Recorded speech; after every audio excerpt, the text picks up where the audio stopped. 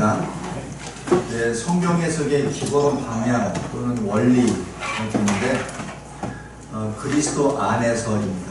사도 바울의 그 특징의 표현이 그리스도 안에서라는 얘기는 신학적으로 그리스도와 연합을 의미합니다.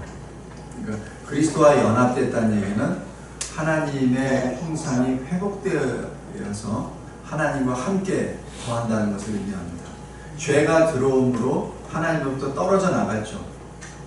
그래서 연합이라고 하는 것은 그 떨어져 나간 데에서 다시 회복돼서 하나님과 하나됨을 의미합니다. 근데 하나됨을 어떻게 이룰 수 있냐면 우리 스스로 자력으로 안 되기 때문에 히브리서 10장에도 나왔지만 단번에 주님이 그 피를 흘리심으로 그 생명으로 우리가 그리스도 안에서 연합된 것이죠. 그래서 성경 해석의 가장 큰 것은 그리스도를 만나는 겁니다. 그리스도 바깥에서 만나는 것이 아니라 안에서 만나는 것이죠. 그 다음에 그것을 위해서 은혜 언약 눈으로 봅니다. 구속사적 관점에서 봅니다. 그리고 결론은 항상 하나님 나라입니다. 주기도문에서도 말씀드렸듯이 예수님이 우리에게 기도를 쭉 설명하실 때도 하늘에서와 같이 땅에서도 이루어지이다. 무엇이 이루어지는 것이죠? 하나님의 나라입니다. 그것이 여기 영어에는 Thy Kingdom Come 이라는 말이 분명히 나와요. 근데 우리말은 나라의 임하옵시며 이렇게 나옵니다. 그러니까 좀 애매해요. 우리가 주기도문을 이렇게 외우긴 외우면서도 이게 무슨 말이지? 나라가 임하옵시며 나라의 임하옵시며. 근데 영어로 하면 그게 분명히 Your Kingdom Come. 그러니까 하나님의 나라가 이 땅에서 이루어지기를 원합니다. 그런다고 해서 저기 다른 이단 종교처럼 이 땅을 어떻게 거룩하게 깨끗하게 만들어서 뭐 새하늘과 새 땅을 거부하는 그런 게 아니고 주 예수 그리스도께서 재림하신 그때까지 이 땅에서 우리에게 주시는 복음의 권세로 이 땅에서 하나님의 나라를 세워나가고 주님의 재림을 예비하는 것이죠. 그리고 분명한 것은 우리가 보고 있는 이 현재 이 하늘과 땅은 사라집니다. 사라집니다. 그렇다고 해서 우리가 뭐 마음대로 살라는 얘기는 결코 아닌데 이 땅에 집착하지 말라는 얘기죠. 집착하지 말고 새하늘과 새 땅, 새 예루살렘성 거기에는 바다가 없다. 이 히브리 정서상 해석상 바다라는 것은 악의 근거입니다. 창세기 1장에 보면은 창세기 1장 잠깐 보세요. 1장 2절에 땅이 흙으로 공허, 흑암, 깊고 요 세 가지 특징입니다. 이 혼돈, 공허, 흑암. 이 혼돈이라고 하는 것이 우리 보통 아죠. 케이오스. 이게 질서, 무질서입니다. 그 다음에 이 공허는 비어 있는 거죠. 네. 지금은 비가 오는 것. 이 공허입니다. emptiness입니다. 그것이 전도서의 vanity, vanity, vanity. 헛되어, 헛되어, 헛되다라는 거 바로 연결되죠. 그 다음에 흑암은 빛의 반대개념입니다. 이게 창조 역사 이전의 모습을 말하죠. 세 가지가. 이 세 가지가 있을 때 그때 하나님의 신이 그 깊음 위에서 운행하시니라고 말씀하는 것이 그 흑암과 공허와 혼돈이 얼마나 심각하고 비참하고 하는 것을 보고 계신다는 얘기죠. 그것이 출애굽 3장에 나와 있는 그 모습입니다. 여호와 하나님이 애굽에 있는 자기 백성들의 고통을 들으시고 그거하고 바로 연결이 됩니다. 그게 또 어디하고 연결되면 에베소서 2장 1절입니다. 허물과 죄로 죽었었던 바로 그것과 연결이 됩니다. 그래서 제가 지금 성경 해석적인 거니까 지금 이렇게 표현하는 겁니다. 그러니까 그것이 연결되어 있기 때문에 창세기 1장 2절에 나와 있는 창조 역사 이전의 모습과 우리가 거듭나기 전의 모습과 굉장히 유사하다는 것을 의미합니다. 그래서 우리는 그리스도 안에서 새로운 피조물이라고 얘기하는 것이 전혀 다른 피조물입니다. 더 이상 흑암에 묶여있는 자가 아니라 빛의 자녀로, 더 이상 무질서 혼돈의 이 노예가 아니라 질서의 하나님의 통치 안에, 그죠? 그 다음에 더 이상 공허가 아니라 이제는 성령의 충만함으로 완전히 변화되는 그 삶을 나타냅니다. 그래서 그것을 바라볼 때 어떻게 바라보냐면 은혜 언약으로 바라봅니다. 언약은 하나님이 인간에게 약속까지 맺어주신 건데, 맺어주실 때 인간이 먼저 와서 언약을 맺는 것이 아니라 하나님이 먼저 오십니다.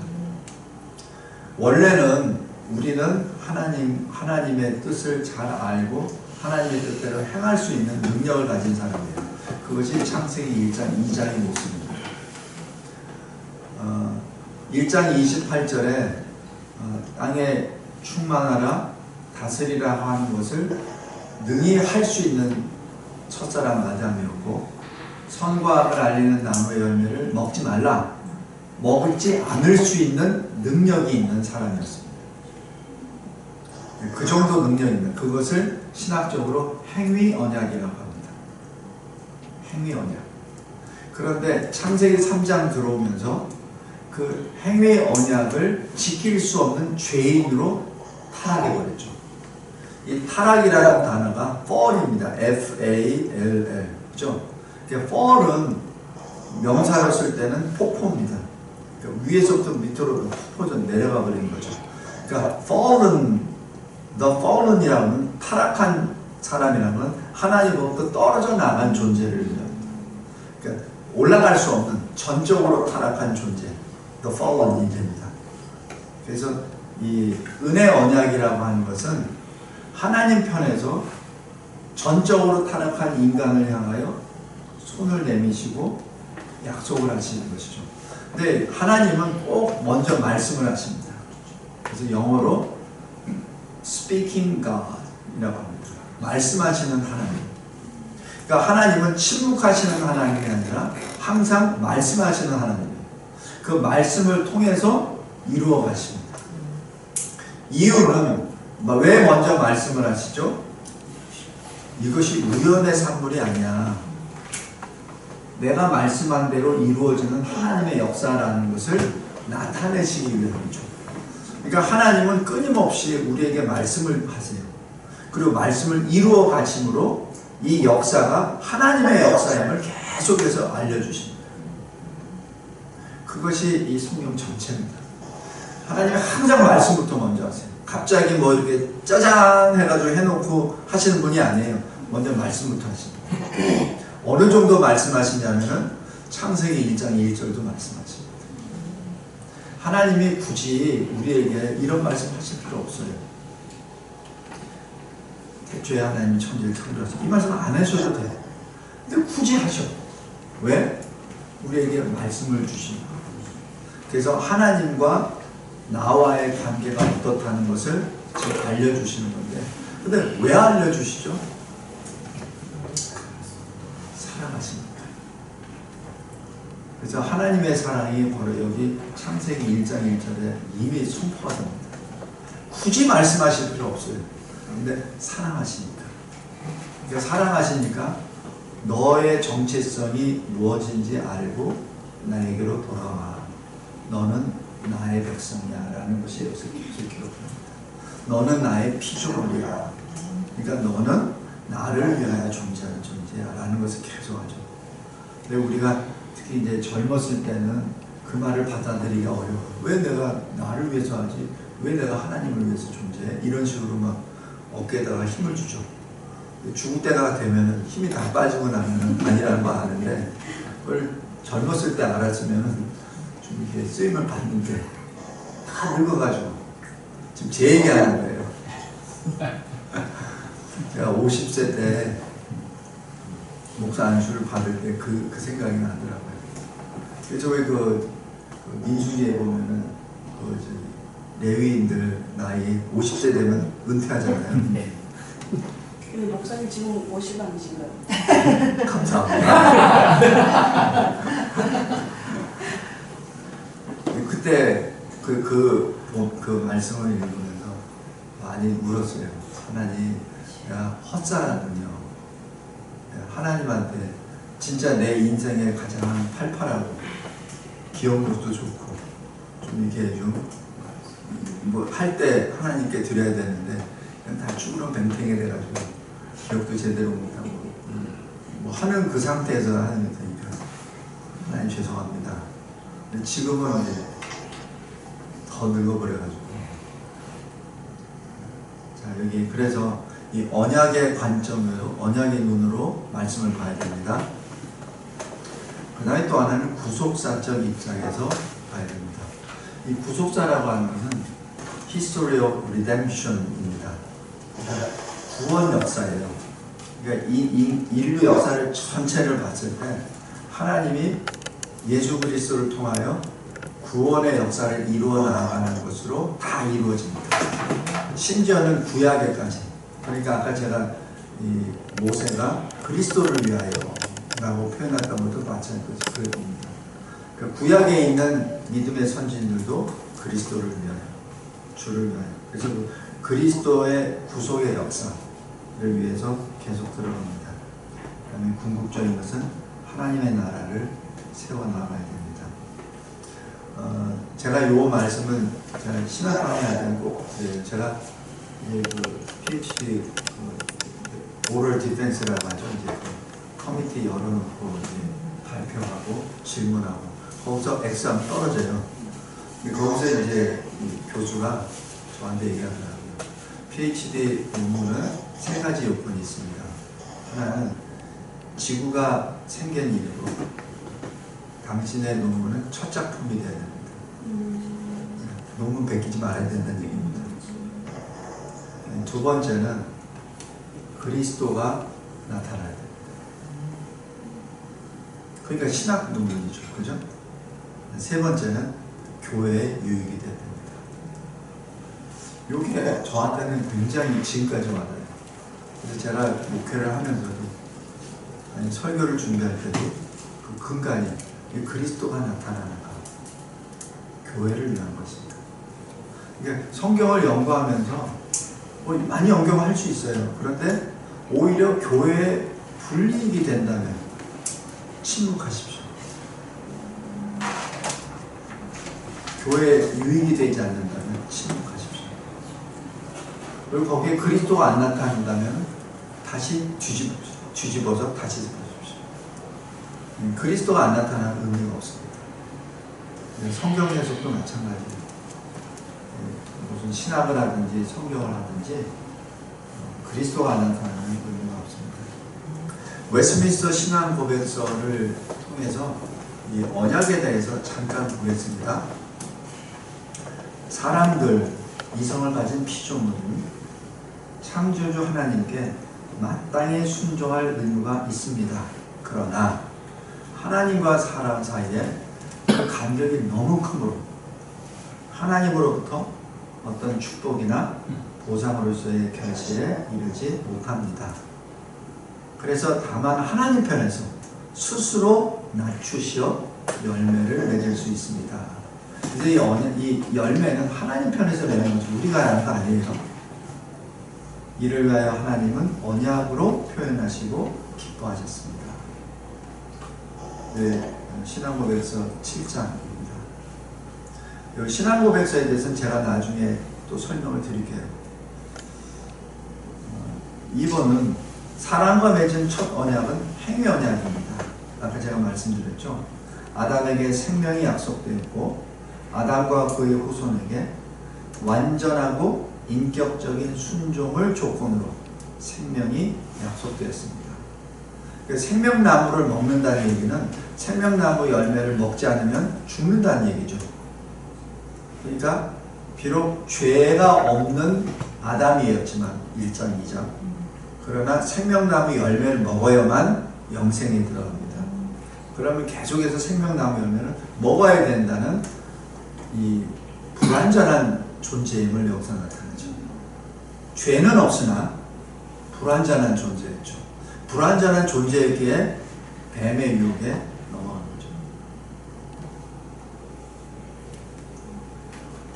그런데 사람은 타락으로 인해서 행위 언약으로 스스로 지킬 수가 없고 생명을 얻을 수 없게 되었습니다. 왜? 쫓겨났잖아요. 쫓겨나고 이 화염검과 그룹천사가 그걸 딱 막아버렸죠. 생명나무 가는 길을. 그래서 살아서 그 길을 걸어갈 수 없어요. 근데 그 길을 어떻게 열어주셨죠? 그것이 히브리서 10장. 이 언약, 이 성소에 있는 휘장이 위에서부터 아래로 나눠지고 새로운 살 길을 열어주셨다는 얘기죠. 근데 새로운 살 길이 예수의 피로 인하여 걸어가는 그 길이죠. 그래서 이 창세기 3장에 화염검과 그룹천사로 해서 막아졌던 그 길이 예수의 십자가 피로 열려진 것이죠.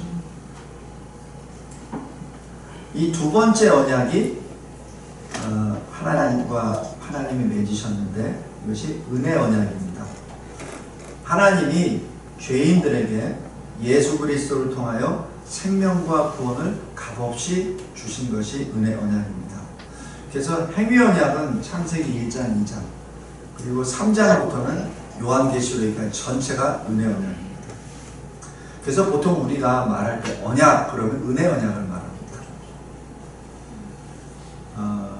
하나님은 예수 그리스도를 믿어 구원받기를 요구하시고 영생을 얻기로 작정된 모든 사람들이 믿을 수 있도록 하나님의 성령을 주시기로 약속하셨습니다. 그래서 제가 성경 해석할 때 성령 하나님께 계속 기도해야 된다는 얘기 여기 있어요. 그러니까 성령 하나님께서 우리에게 가르쳐 주시지 않으면 알 수가 없습니다. 그래서 은혜 언약은 예수 그리스도의 죽으심과 영원한 유업과 거기에 속한 모든 것을 포함하는 언약이라는 이름으로 성경에 등장합니다. 그리고 이 모든 것이 예수께 주어졌습니다. 우리 요한계시록 5장 어린 양이 그 두루마기를 취하죠. 그 모습과도 연결됩니다. 은혜 언약은 율법 시대, 구약, 복음 시대, 신약으로 각각 시행됩니다. 율법 시대에서는 율법에 따라 약속, 예언, 제물, 할례, 유월절 양 또 여러 가지 규례에 따라 집행이 됩니다.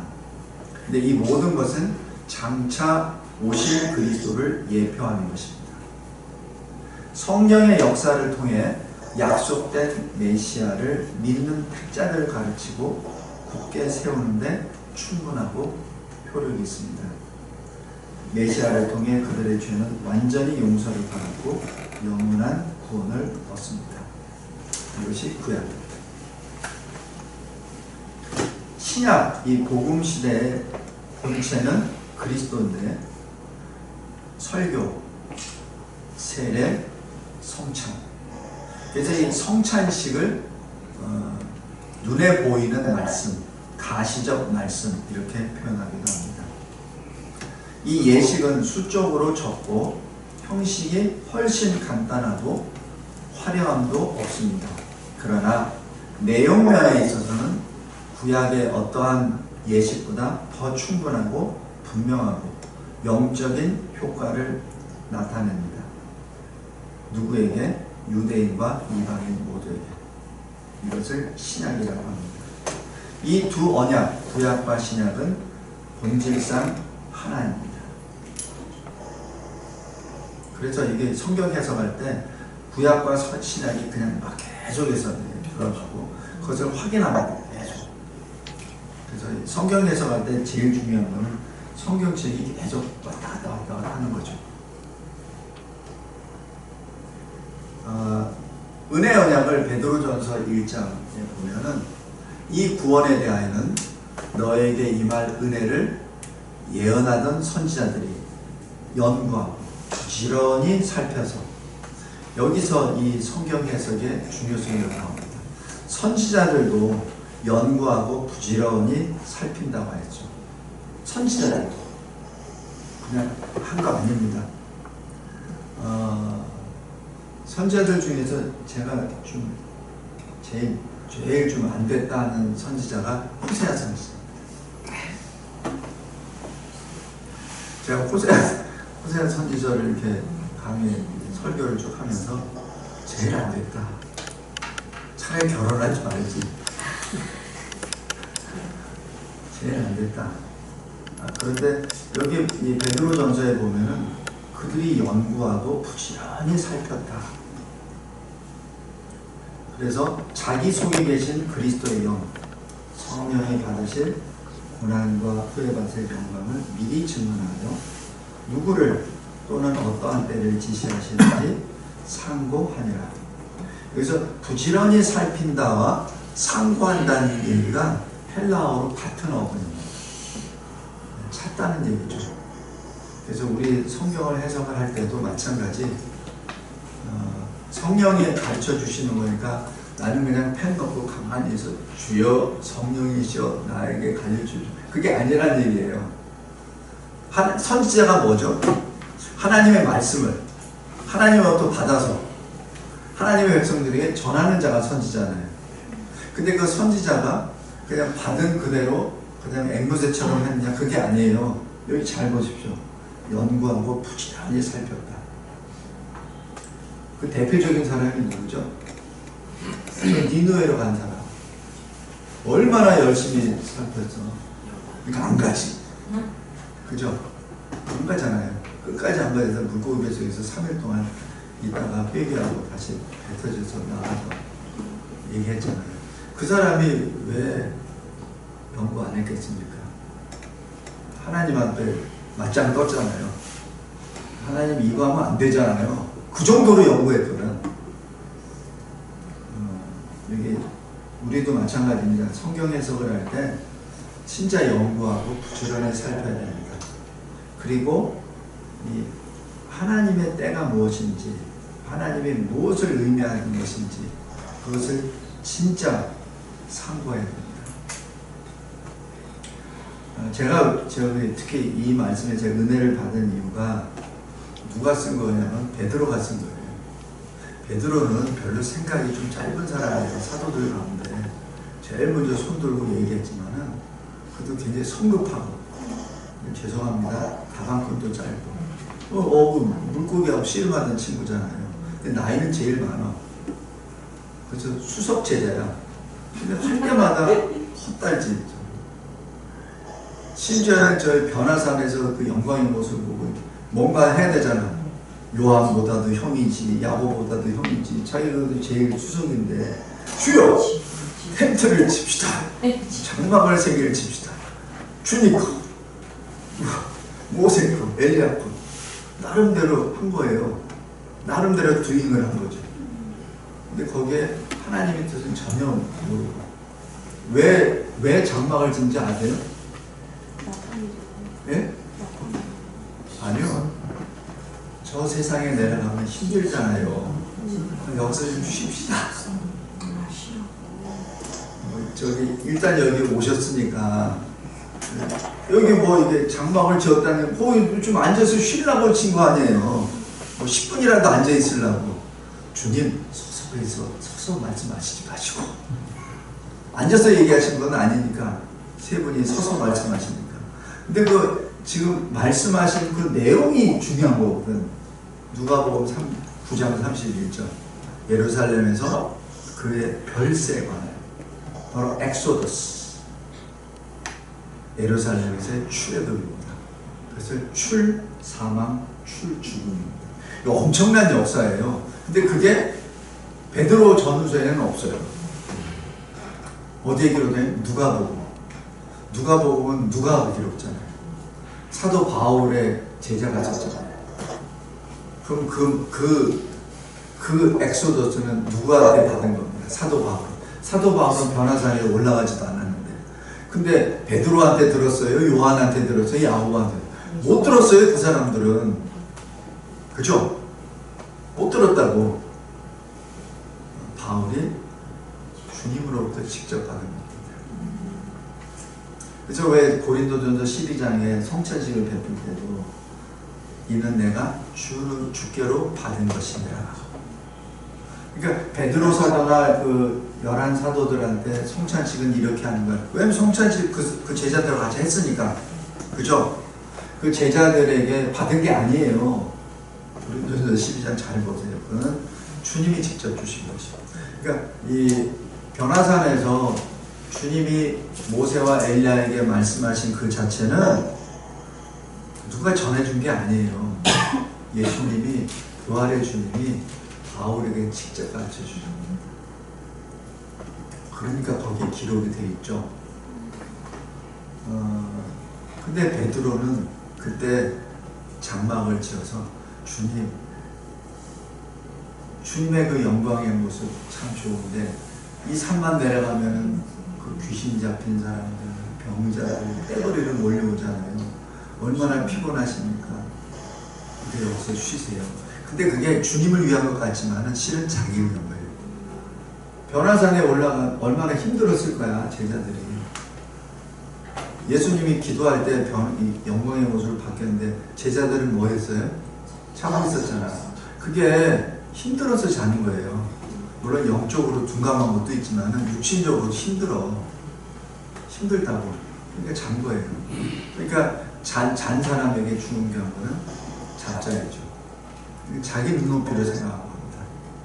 근데 그 베드로가 이렇게 고백했다는 것이 참 대단합니다.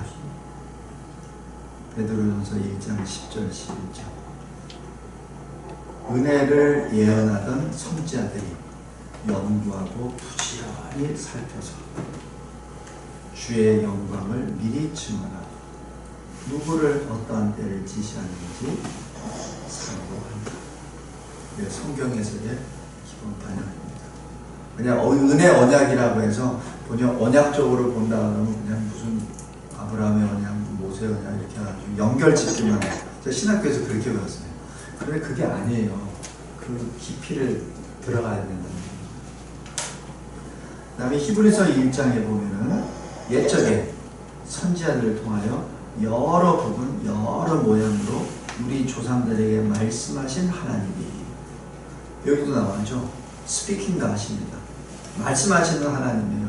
침묵하는 하나님 아니라 말씀하시는 하나님입니다. 모든 날 마지막에 아들 예수 그리스도를 통하여 말씀하셨다. 누구에게? 우리에게. 그러니까 예수님이 하신 말씀의 수신자가 우리라는 얘기입니다. 엠마오로 가는 두 제자에게 말씀하셨다고 해서 두 제자에게만 말씀하신 것이 아니라는 얘기죠. 우리에게 말씀하신 겁니다. 수신자가 우리입니다. 그래서 그 아들 바로 예수를 만유의 상속자로 세우시고 또 주 예수 그리스도로 말미암아 모든 세계를 지으셨느니라. 바로 이 말씀이 요한복음 1장 창세기 1장하고 연계가 됩니다. 그러니까 창세기 1장 1절에 태초에 하나님의 말씀을 천지를 창조하시니라 그 말씀이 바로 요한복음 1장 1절에 말씀이 하나님과 함께 계셨고 또 그 말씀이 하나님이시니라 또 그로 말미암아 모든 만물이 지음을 받았다는 3절까지 이어되고 그 말씀이 히브리서 1장 1절에 모든 세계를 지으셨느니라고 연결가 됩니다. 우리의 성경 해석의 기본 패턴입니다. 그리고 이 말씀이 어디에 들어가죠? 요한계시록 22장 내가 알파요 오메가.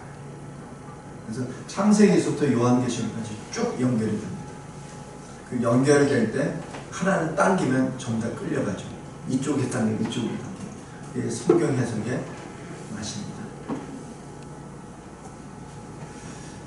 이 팔머 로버슨이라는 분이 미국 분인데 언약에 관하여 책을 쓰셨어요.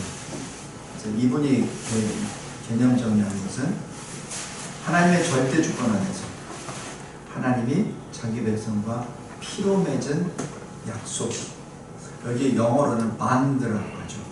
묶어진 거라고 하죠. 그러니까 하나님과 하나님의 백성을 피로 묶어놓은 뗄래야 뗄 수 없다는 얘기입니다. 그래서 저기 그 횃불 언약이라고 보통 얘기하죠. 창세기 15장에 왜 불로 쪼갠 고기 사이로 횃불이 지나가고 아브라함이 따라가고 그죠? 거기 그거는 아브라함이 뭘 한 게 없어요. 굳이 했다면은 아브라함이 짐승을 반을 쪼개고 이 독수리 솔개에 오는 것을 쫓고 언제까지? 밤에 될 때까지. 그게 보통 일이겠습니까? 언뜻 보면 쉬운 일 같아요. 그냥 그랬다. 근데 독수리가 솔개가 한 마리가 왔을까요?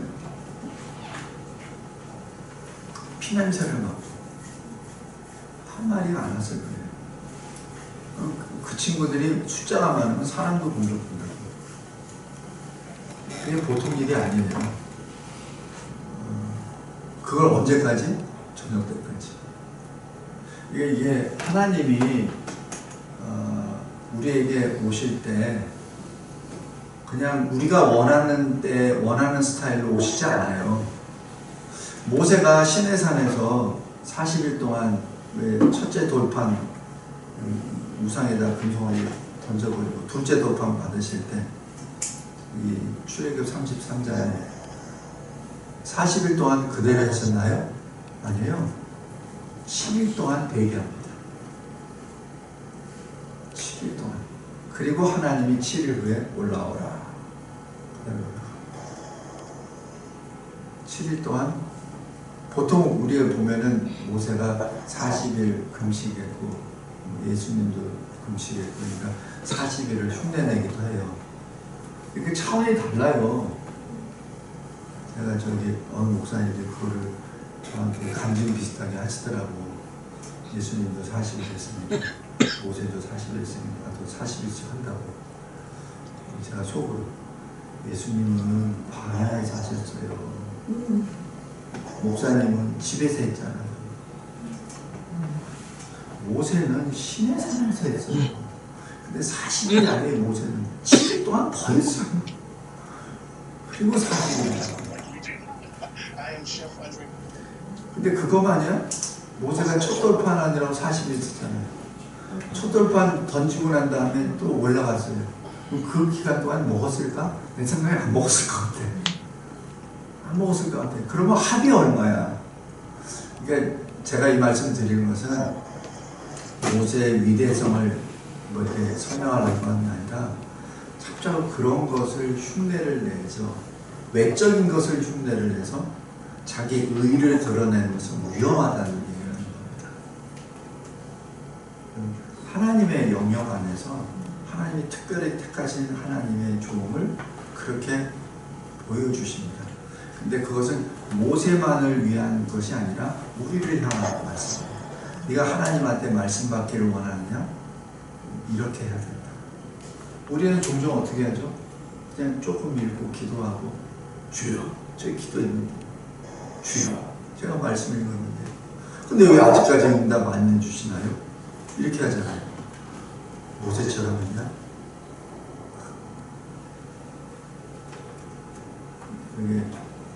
이게 그래서 이 언약이라는 것이 피로 묶어졌다는 것. 이 언약의 목적은 요한계시록 7장에 나와 있는 이루 헤아릴 수 없이 많은 흰옷을 입은 자들이 이 승리의 가지를 들고 찬송을 하죠. 그때 모든 자들, 나라, 족속, 백성, 방언들이 모두가 다 한 목소리로 주를 찬송합니다. 근데 여기서 나라, 족속, 백성은 구분이 돼요. 의복을 보면 되니까. 생김새, 피부색을 보면 되니까. 방언.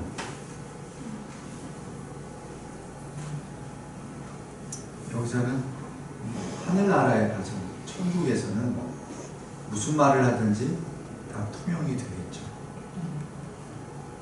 근데 이 모습은 사실 쉽사리 해석이 안 돼요. 어떻게 알지? 그래서 제 지도 교수가 그 얘기 하더라고요. 아마 다른 언어로 각자 자기 말로 했으니까 각 방언이라고 얘기했겠지. 그래서 맞습니다. 근데 그런 생각이 그걸 어떻게 알지? 사도행전 2장 성령 강요로 다 알지. 이제 그게 문제가 안 된다는 얘기예요. 그러니까 하나님 안에서는 언어의 어떤 다름이나 이런 것이 의미가 없다는 얘기입니다. 근데 왜 제가 얘기하자면 이런 거 가지고 계속해서 선교지에서 막 질문을 해. 목사님들이. 성도들이 질문한다. 그럼 제가 가가지고 뭐라고 얘기합니까? 그죠? 네. 그러니까 요 표현에서 은혜 언약이라고 하는 것은 바로 하나님의 나라를 이 땅에서 세우시기 위한 겁니다. 그것이 에베소서 2장에 나와 있는 그리스도 안에서 성령 안에서 함께 지어져가는 교회입니다.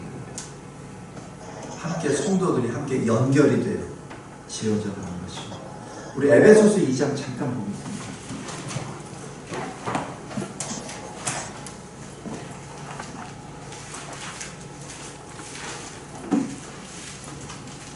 에베소서 2장 20절, 21절, 22절. 너희는 사도들, 선지자들의 터 위에 신약과 구약의 터 위에 세우심을 입은 자라. 그리스도 예수께서 친히 모퉁이 돌이 되셨느니라. 주 안에서 건물마다 서로 연결하여 주 안에서 성전이 되어 가고, 그러니까 주 안에서 성전이 이루어지는 것이죠. 너희도 성령 안에서 하나님이 거하실 처소, 성전이죠. 되기 위하여 그리스도 예수 안에서 함께 지어져 갑니다. 그래서 저는 이 성경, 느헤미야 성경연구원에 특별한 의미를 두는 게 남북한 목회자들이 모였잖아요. 그리고 북한 선교를 위한 특징을 가진 성도들이 모였잖아요. 함께 지어져 가서 여기 안에서 하나님의 집이 지어졌을 때 그것이 옮겨지면 되잖아요. 그렇죠? 옮겨지면 되잖아요. 그럼 저기 지하교회 성도들이 우리보다 훨씬 거룩하고 우리보다 훨씬 더 성결한 순교의 믿음을 가진 분들이 저기서 기다리고 있잖아요. 우리가 가서 그것을 랑데부 한다 그러죠. 만날 때 그때 우리가 상상할 수 없는 하나님의 집이 거기서 지어진다고 믿습니다. 그래서 저는 이 북한 선교를 위해서 시작한 지 얼마 되지 않았지만 여러 부분에서 지금 다들 사역을 하고 있어요. 그래서 어떤 분들은 너무 중구난방이야, 통일성이 없어 막 이렇게 얘기하시는데 저는 그게 아니라 참 좋다, 참 은혜롭다. 왜냐면 각자가 받은 달란트가 다르잖아요. 어떤 달란트는 나눠주는 달란트, 어떤 달란트는 케어, 돌보는 달란트이고, 그죠? 어떤 달란트는 구출해내는 달란트. 각자가 다 달라요. 어떤 사람은 나이 많은 사람을 위해서, 어떤 사람은 세컨, 그 다음에 2세, 3세대를 위해서 하거든요. 우리는 성경 말씀. 그래서 그게 합치면 그게 시너지잖아요. 그거는 우리가 하는 게 아니에요. 성령이 하시는 거죠. 성령이 시작하셔서 성령이 이끄시고 성령이 성취하시리라 믿습니다. 그래서 은혜 언약 안에서 이것이 세워지는데 교회를 세우는데 유익이 돼야 된다. 교회에 유익이 되지 않을 때는 침묵합니다. 그것이 우리가 가져야 될 사실 덕목이라고 봅니다. 특별히 남북한 목회자들이 같이 협력할 때 서로 달라요. 그리스도 안에서 같지. 그러나 백그라운드가 다 다르잖아. 그리스도 안에서 같아. 그러나 다 조금씩 달라. 그리고 다른 거를 자꾸 찌르지 말라는 얘기예요. 교회에 유익이 된다면 찌를 수도 있지. 그러나 그것을 같이 사랑으로 돕는다면 모든 연약과 부족이 선을 이루어질 줄 믿습니다.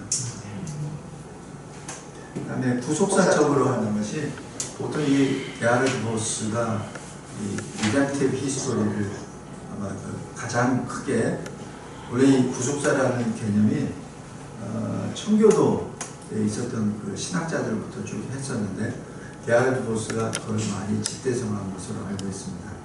그래서 그냥 잠깐 인용을 했어요. 구속사는 인간 타락 이후 예수 그리스도의 재림 때까지 전 역사에서 그리스도의 구속 역사를 중심으로 하나님의 구원 목적을 이루기 위하여 행하시는 하나님의 통치다. 이렇게 얘기를 했습니다. 그래서 여기 제가 빨간 걸로 The redemptive work of Christ to the whole of history.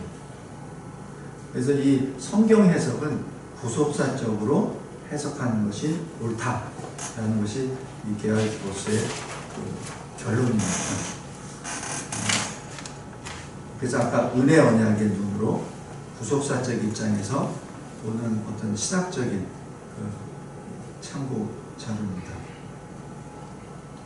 구속사적 관점에서 어떻게 봅니까? 아까 우리 봤던 거예요. 교훈, 티칭이죠. 책망, 리뷰크, 어떤 우리의 잘못을 지적하는 것이요. 바르게 하고 고쳐주는 것이요. 또 고쳐준다고 우리가 바로 한 번에 고쳐집니까? 다시 또 원점으로 다시 돌아가죠. 그러니까 의로 훈련, 트레이닝. 네. 들어가세요. 그래서 의로 트레이닝 하기에 이 성경이 유익합니다.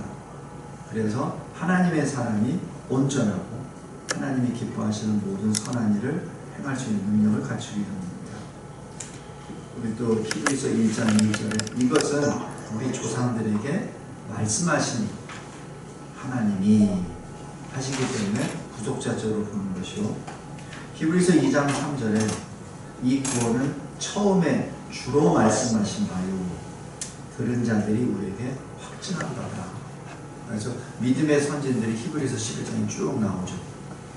그 다음에 히브리서 3장 5절에 모세는 장래에 말할 것을 증언하기 위하여 하나님의 원심에서 종으로서 신실하였다라고 그렇게 기록합니다.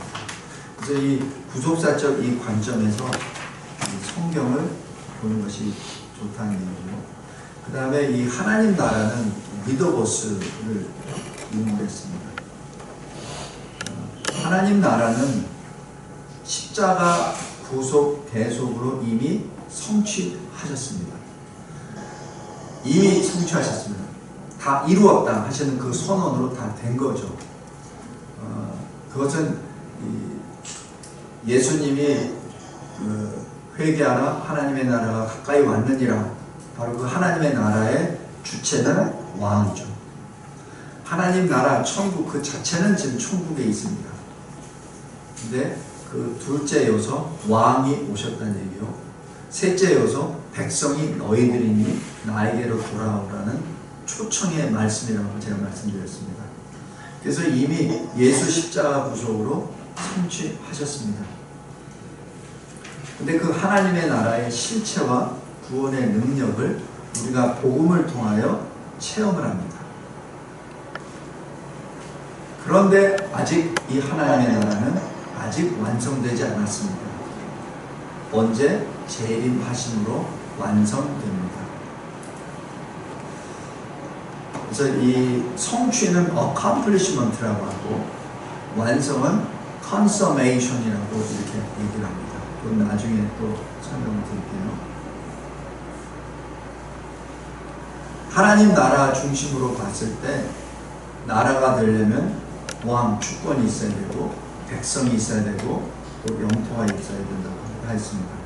그래서 이 회개하라 천국이 가까워 있느니라 라고 얘기하는 것은 은혜의 언약이 이루어질 때가 찼고 하나님의 나라의 왕 예수 그리스도께서 오셨고 그래서 죄 안에 있는 하나님의 백성들에게 하나님께로 돌아오라는 회개의 명령이며 동시에 은혜의 명령입니다. 복음을 믿음으로. 그래서 그 그리스도를 하나님의 한 의라고 그렇게 표현합니다. 로마서 3장 21절, 24절에 하나님의 한 의, 그리스도 예수 안에 있는 속량으로 말미암아 하나님의 은혜로 값없이 의롭다 하심을 얻은 자가 되었다라고 기록합니다. 그래서 하나님의 한 의가 바로 그리스도 예수이십니다. 이 하나님의 나라는 그 백성들이 언제 구원을 받습니까? 어디서? 이 땅에서. 이 땅에서 구원을 받습니다. 요한계시록 14장에 땅에서 속량함을 받은 14만 4천 이후에는 새 노래를 배울 수 없다. 그래서 새 노래가 뭐죠? 출애굽 15장에 있는 구원의 노래입니다. 모세의 노래. 그 노래는 애굽 군사들은 부를 수 없어요. 왜? 애굽 군사들은 이미 수장됐기 때문에.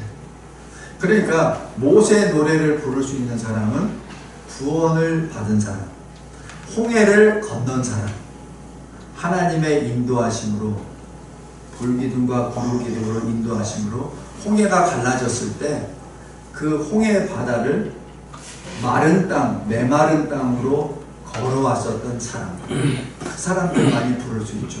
그것이 14만 4천을 예표합니다. 14만 4천은 뭐죠? 12 곱하기 12 곱하기 10의 3승입니다. 12는 뭐죠? 구약에 구원받은 12지파. 또 12는 뭐죠? 12사도, 신약입니다. 그러니까 구약과 신약에 구원받은 성도들을 의미하고, 또 10의 3승은, 천은 무엇을 말하죠? 10은 숫자적으로 충만의 수죠. 3은 균형적인 완전수입니다. 그래서 1010의 3승이라는 것은 구원받기로 작정된 충만의 수를 의미합니다. 그래서 14만 4천은 14만 4천 명이 아니라 하나님이 구원하시고 작정된 신구약의 구원받는 자의 총수를 말합니다. 그래서 어떤 이상한 이단처럼 14만 4천에 들어간다 한다는데 거기에 그게 있다는 게 아닙니다. 또 이 14만 4천을 그렇게 해석하는 학자들이 있어요. 근데 제가 보기에는 그게 좀 의미가 있다 해서 제가 한 거고, 그것도 완전하진 않아요. 그러니까 거기에 또 막 너무 얽매이지 마시고 그냥 14만 4천은 구원받기로 작정된 총수다, 이렇게 생각하시면 됩니다. 그런데 이 땅에서 속량을 받는 자를 이 다른 말로 어떻게 하냐면은 사람 가운데 속량을 받은 자, 이렇게 기록됩니다. 우리 계시록 14장 찾아보겠습니다.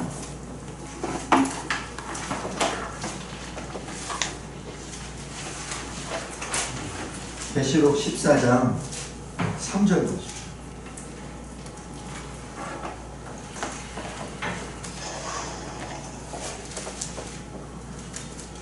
그들이 보좌 앞과 네 생물과 장로들 앞에서 새 노래를 부르니 땅에서 속량함을 받은 14만 4천 밖에는 능히 이 노래를 배울 자가 없더라. 그러니까 속량은 어디서 받죠? 이 땅에서, 이 세상에서 받아야 됩니다. 이 세상에서 벗어나면 구원받을 수가 없어요. 속량을 받을 수가 없습니다. 그 다음에 4절 보세요. 4절 보면 이 사람들은 여자와 더불어 더럽히지 아니하고 순결한 자라 어린 양이 어디로 인도하는지 따라가는 자며, 그 다음에 사람 가운데서 속량함을 받아. 그렇죠? 그러니까 사람 가운데서 속량함을 받았다는 얘기는 이 세상 사람들이 다 속량을 받는 게 아니죠. 그렇죠? 그러니까 이 속량함을 받은 자, 구원받은 자는 이 땅에서 사람들 가운데서 받은 자들입니다. 그것이 에베소서 1장에 나와 있는 택함을 받은 자, 작정함 받은 자, 바로 그 자체입니다. 그러니까 이 말씀이 쭉 연계가 돼야 돼요. 에베소 1장하고 쭉 연계가 돼야 됩니다. 그래야 작정 이론, 작전 아니면은 선택 이론, 그것이 해석이 돼요. 그러니까 이거를 안 하고 그냥 에베소서 1장만 보니까 이해하기가 어렵다, 막 이렇게 들어가거든요. 그러니까 이 웨스트민스터 신앙고백서는 어려워. 예정이니 작정이니 선택이니 나오니까 어려워. 그러니까 어떻게 돼요? 최근 추세가 예정론이 없는 그러한 신앙 고백서를 직접 공부하게 되죠. 그것이 보기 좋다, 듣기 좋다. 예. 아니, 제가 제가 성도는 저밖에 없어가지고 다 목사님들이라서 저기 13만 4천 외에는 세마대를 배울 수 없고 그런데 우리가 흔히 여기서는 이제 성령 받은 자, 택함 받은 자 뭐 이렇게 해서 설교를 많이 하잖아요. 그러면 죄지은 이미 죄지은 우리는 저기 택함을 저기 들어갈 수 없다는 건가요? 아니면 어떻게 이해해야 될까요? 그 죄를 짓고 안 짓고는 네. 그건 우리 문제인데 네. 구원을 하고 안 하고는 하나님의 뜻입니다. 네. 그러니까 이 하나님의 뜻에 따라 구원하기로 작정된 자가 14만 4천이라는 얘기예요. 그러니까 우리가 현재 죄 안에 있다고 해서 그럼 나는 죄를 지었으니까 14만 4천에 포함이 안 될 거야. 그거는 착각입니다. 만약에 속하지 않는다고 해서 우리는 그래도 신앙생활 하나님을 따라가야 되잖아요. 그것은 택함의 주권은 하나님한테 있습니다. 그러니까 우리는 예수를 믿음으로 내가 택함을 받았다는 확신을 가지고 있죠. 예. 근데 누가 선택을 하고 누가 구원을 받는 것은 전적으로 하나님에 달려 있습니다. 그러니까 우리가 누구는 죄를 범했으니까 저 사람은 택함 받은 자가 아니야 라고 우리가 예단할 수 없다는 얘기죠. 그 단적인 예가 그 두 강도가 예수님 좌우편에 있잖아요. 둘 다 사형수예요. 한 사람은 예수를 조롱하죠. 한 사람은 예수를 주로 고백합니다. 그러니까 예수님 말하죠. 오늘 내가 낙원에 나와 함께 있습니다. 그게 굉장히 소중한 말이에요. 나와 함께 있기 때문에 그게 낙원이에요. 근데 보통 사람들이 그 낙원이라는 패러다이스라는 말에 혹하려가지고 패러다이스와 천국과 다른 것 아니냐? 그러니까 뭐 다른 세계를 얘기하는 거예요. 또 이렇게 말을 해요. 이게 말 가지고 장난을 해요. 근데 그게 아니라 천국은 주님이 계시는 곳이 천국입니다. 만약에 천국인데 주님이 안 계세요? 그럼 지옥이지. 예를 한번 다시 들어볼게요. 에덴에서 추방당하잖아요. 그게 하나님의 은혜예요. 언뜻 보면은 좀 너무 한 번 좀 먹었다고 쫓아냈냐 그건데, 만약에 죄인이 생명나무 열매를 계속 먹어, 자식 낳고 해. 그럼 에덴이 어떻게 돼요? 그 지옥이 돼요. 그럼 소망이 없는 지옥이 돼버려. 왜냐하면 안 죽으니까. 죽을만 하면 생명나무, 죽을만 하면 생명나무. 그러니까 뭐예요 그게? 좀비. 제가 저기 1985년에 미국에 2년 동안 있을 때, 그때 미국에서 유행했던 영화가 좀비 영화였습니다. 근데 그 좀비 영화에서 제가 기억나는 몇 카트가 있어요. 어느 할머니가 가다가 차에 부닥쳤어. 머리가 떨어졌어. 머리를 이렇게 다시 세웠다? 거꾸로 세웠어. 그 영화니까. 그래서 이렇게 바꿨는데 방향이 좀 이상해. 그래서 이 할머니 이상하게 걸어가. 좀비인데. 그러니까 이게 립스틱도 발라야 되잖아요. 근데 이 립스틱이 여기 입술에다 발라야 되는데 제대로 이 포커스가 안 맞으니까 여기라도 바르고 되게 우스꽝스러워. 그런 장면이 하나 기억이 나고, 한 좀비는 괴로워. 그냥 부딪혀서 팔이 빠졌어. 팔이 다시 붙였어. 근데 잘못 붙였잖아. 근데 이렇게 해서 살만 뭐가 있어? 그래서 자기가 무덤을 파. 무덤을 파가지고 자기가 들어가. 저 흙을 다 덮어. 나 가만히 있으니까 손이 이렇게 나와.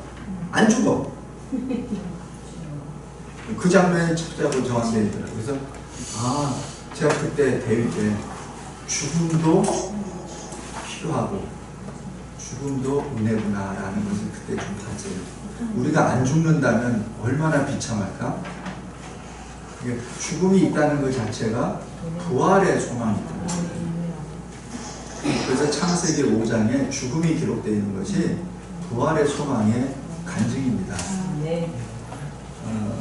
여기 아까 그 14만 4천 그 제가 말씀드린 거는 숫자에 너무 집착하지 마시고 그러다 보면 잘못 들어가요. 그러니까 포커스는 뭐냐면 이 땅에 있을 때 예수 믿고 구원받아야 된다. 그 다음에 구원받은 자들이 사람 가운데 구원을 받으니까 중요한 건 내가 중요하다. 내가 들어가세요. 내가 중요하다는 얘기. 내가 구원을 받아야지. 그러니까 내가 구원을 받아야 다른 사람에게도 구원받으라고 얘기할 수 있잖아요. 그 다음에 또 하나는 사람들 판단하지 말라고. 저 사람은 구원받았어. 저 사람은 아니야. 그 판단은 하나님이 하시는 거지 내가 하는 게 아니에요.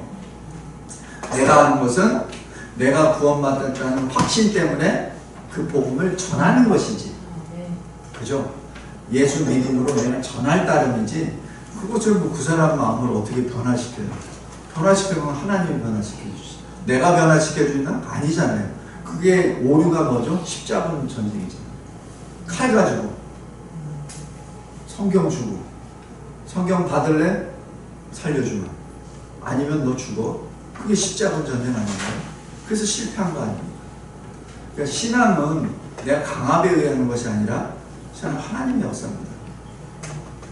그래서 여기 사랑 가운데 속량을 받은 자, 땅에서 속량함을 받은 자, 이 사람들이 어떤 특징을 나타내냐면 어린 양이 어디로 인도하든지 따라갑니다. 이게 뭐예요? 말씀 순종이죠. 근데 이 어린 양의 모습으로 인도하십니다. 우리 19장에 보면은 주님이 오세요.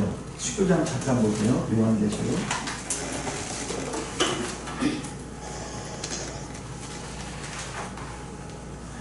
19장 1절에 보면은 또 내가 하늘이 열린 것을 보니 보라 백마와 그것을 탄 자가 있으니 그 이름은 충신과 진실이라. 그가 공의로 심판하며 싸우더라. 그 눈은 불꽃 같고 그 머리에는 많은 관들이 있고 또 이름 쓴 것 하나가 있으니 자기밖에 아는 자가 없고 또 그가 피 뿌린 옷을 입었는데 그 이름은 하나님의 말씀이라. 그죠? 그 다음에 하늘에 있는 군대들이 희고 깨끗한 세마포 옷을 입고 백마를 타고 그를 따르더라. 그의 입에서 예리한 검이 나오니 그곳으로 만국을 치겠고 라고 기록합니다. 이게 뭐예요? 예수 재림의 모습입니다. 예수님이 재림하실 때 그 모습에요. 백마를 타시고 면류관을 쓰시고 그 위에 같이 예수님과 동행하시는 사람들은 세마포, 흰옷을 세방포를 입고 옵니다. 이게 전쟁이 아니란 얘기입니다. 전쟁을 하려면 어떻게 돼요? 면류관이 아니죠. 투구를 써야죠. 세마포 옷은 흰 옷이잖아요. 세마포 옷을 입는 게 아니라 갑옷을 입어야죠. 그것이 전쟁이지. 지금 이 예수님은 전쟁하러 오시는 거 아니에요. 심판하러 오시는 거예요. 그 누구도 예수님을 거역할 수도 없고 저항할 수도 없고 공격할 수도 없다는 얘기예요. 그런데 사탄과 새 더러운 개구리 같은 그 악한 귀신들은 전쟁을 한다고 아마겟돈 전쟁을 준비하죠. 자기들은 전쟁한다고 해요. 그러나 주님은 이 전쟁이 아니에요. 그냥 심판이다. 그래서 포도주 밟는다라는 걸 그렇게 표현을 해버리시지 그들과 싸운다는 얘기가 아니에요. 그리고 그 입에서 이한검이 나와서 모든 대적한 자들 다 쓸어버리시죠. 그게 끝이에요. 그 이한검이라는 게 굉장히 의미가 깊어요. 창조를 어떻게? 말씀으로. 구원은 어떻게? 말씀이 육신이 돼요. 심판은 어떻게? 그 입에서 나오는 검으로. 그러니까 모든 게 말씀이에요. 그런데 이 14만 4천 구원받은 자가 누구를 따르냐면은 이러한 이 위대하신 그 모습의 주님을 따라가는 게 아니라 어린 양을 따라갑니다. 왜냐하면 주님의 모습에는 어린 양의 모습도 있지만 심판주의 모습이 있어요. 근데 이 하나님의 구원을 받은 자들은 어린 양의 모습을 따라갑니다. 왜? 주님이 어린 양의 모습으로 오시거든요. 그 어린 양은 어떤 모습일까요? 두 손과 발에 못자국이 있고 옆구리에 창자국이 있고 그 모습입니다. 그래서 우리가 예수 그리스도 십자가 은혜로 구원함을 받는다는 것이 바로 그거고, 우리가 걸어가는 것이 그 피 흘린 그 십자가의 길을 걸어가는 것이죠. 백마를 타고 그냥 멋진 모습으로 이항도로 쭉 하는 그 모습을 따라가는 게 아닙니다. 우리가 따라가는 것은 어린 양의 모습에 되는 주님을 따라가죠. 요한계시록 5장에 주님이 보좌에서 두루마기를 취하실 때 누가 취하시죠? 어떤 모습으로? 보장해 보세요. 요한계시록 5장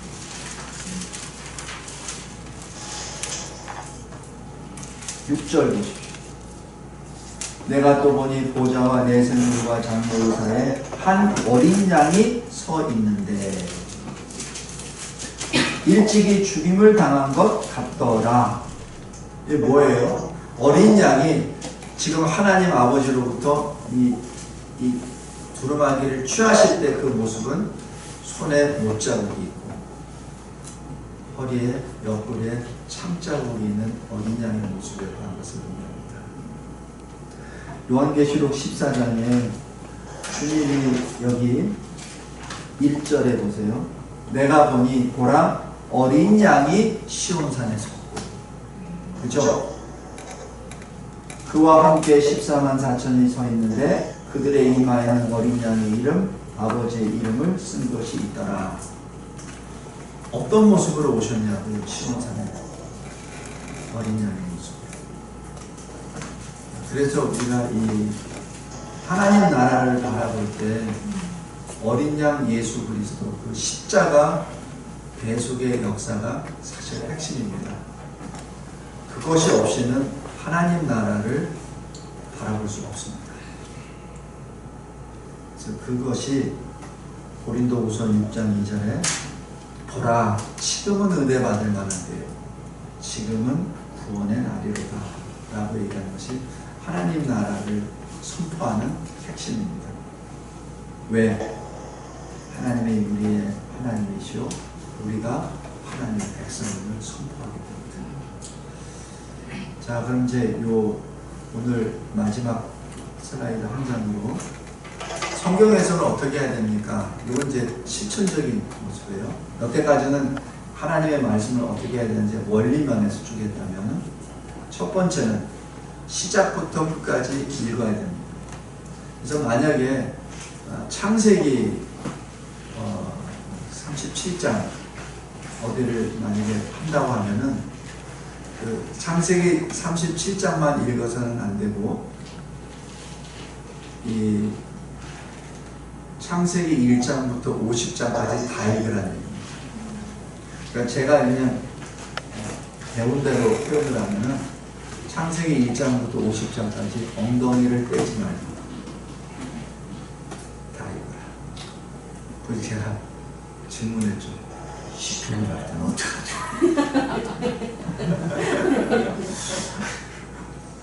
제일 곤욕스럽더라고. 딴 거는 좀 해보겠는데 시편은 읽으면 또 150평을 거기 있다고 보면 시간 다 지나가고 이게 한참 또 웃더라고요.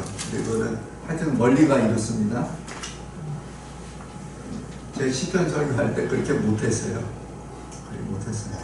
근데 하여튼 기본 원칙이 한 번에 다 읽어요. 그래서 전체를 보고 그 다음에 그날의 주제를 찾으라는 거죠. 이게 자기가 필이 꽂혔다고 해서 그것만 가지고 드립하다 보면은 오류를 범할 수 있다는 얘기입니다. 전체를 봐야 되죠.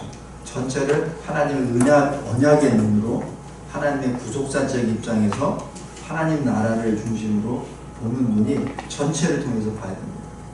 그래서 전체를 이해하고, 그리고 중요한 건 성경 저자의 뜻을 알아야 됩니다. 근데 제가 여기서 하나를 더 붙이면은 성경 저자가 주는 뜻이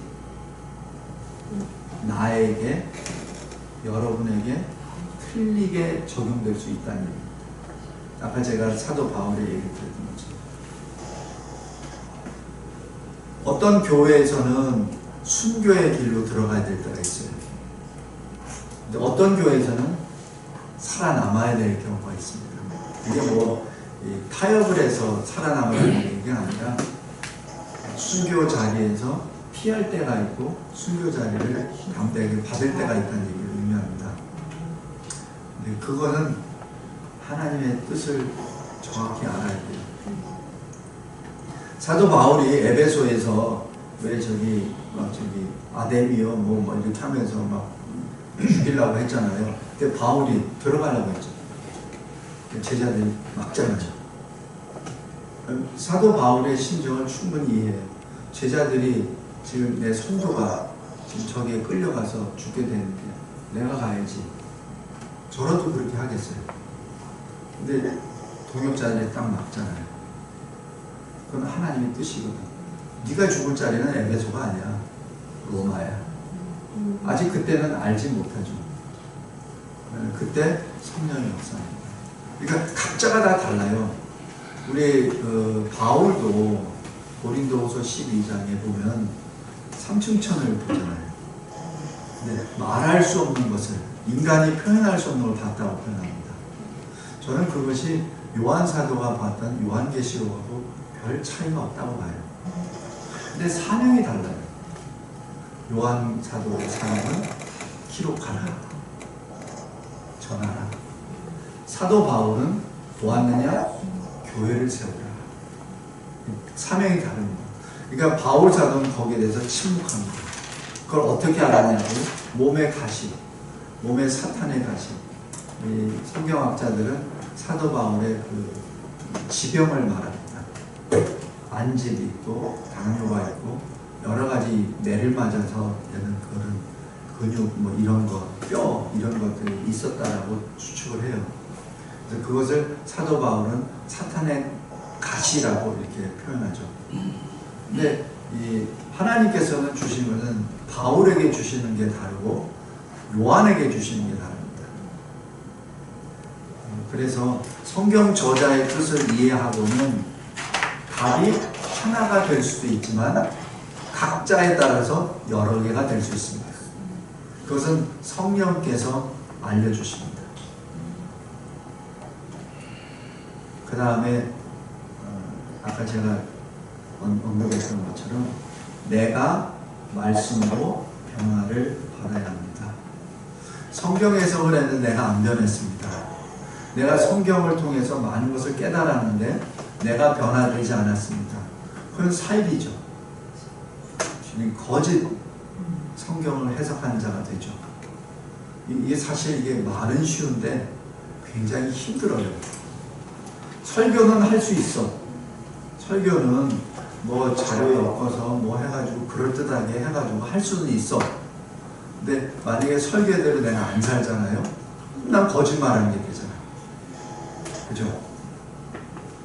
그래서 여기 빌립보서 2장 12절 13절 그러므로 사랑하는 자들아 너희가 나 있을 때뿐 아니라 더욱 지금 나 없을 때에도 항상 복종하여 두렵고 떨림으로 너희 구원을 이루라.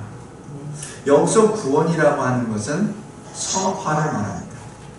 이 구원을 똑같이 나눠요. 칭의, 성화 둘 다 구원이라고 합니다. 그래서 이 로마서 1장 17절에 오직 의인은 믿음으로 말미암아 살리라. 그 산다는 얘기는 칭의를 말합니다. 그렇죠? 하나님께 나아가는 자가 되죠. 그런데 여기서 말하는 구원 이루라 라고 얘기하는 것은 칭의가 아니라 칭의를 받은 자가 성화의 길로 걸어가라는 얘기입니다. 그 뜻입니다. 말은 똑같이 구원이라고 쓰나 신학적으로는 개념에 조금 차이가 있습니다. 그리고 13절에 너희 안에서 행하시는 이는 하나님이시다. 그러니까 네가 예수를 믿느냐? 그 믿음을 주신 분이 하나님이셔. 네가 아니야. 네가 변화를 받았냐? 네가 한 게 아니야. 하나님이 하신 거야. 그러니까 너는 뭐야? 할 말이 없지. 그냥 너는 입을 벌려서 감사합니다. 감사합니다. 이 말밖에 없다는 얘기야. 그게 뭐예요? 영광의 찬송이라는 얘기죠. 하나님의 기쁘신 뜻을 위하여 너희의 소원을 두고 행하게 하시나니 라고 얘기합니다. 그러니까 하나님이 하나님의 그 기쁘신 뜻을 위하여 이런 얘기는 우리의 삶의 목적이 하나님의 뜻이라는 얘기입니다. 내가 아니란 얘기예요. 제 개인적으로 이것을 터득하는데 60년 이상 걸렸어요. 왜냐하면 저는 제 뜻을 이루기 위해서 살았거든요. 심지어는 목사가 된 다음에도 내 뜻을 위해서. 왜냐하면 내 뜻이 하나님의 뜻인데 이렇게 생각했거든요. 그게 참 이게 가증한 것이고 하나님의 뜻을 살짝 포장해서 내 뜻을 하나님의 뜻인 것처럼 표현을 하죠.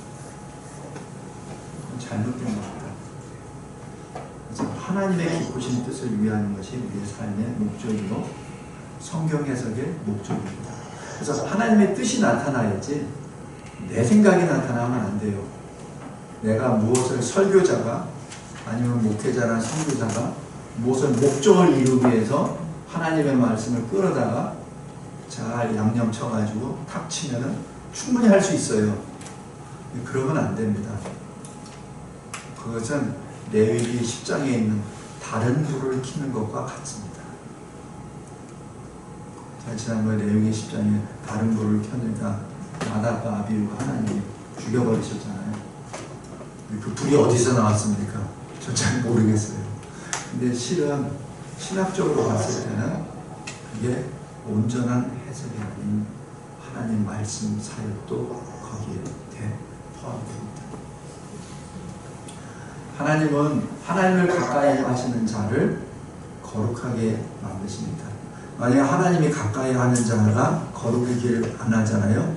그러면 데려가십니다. 왜?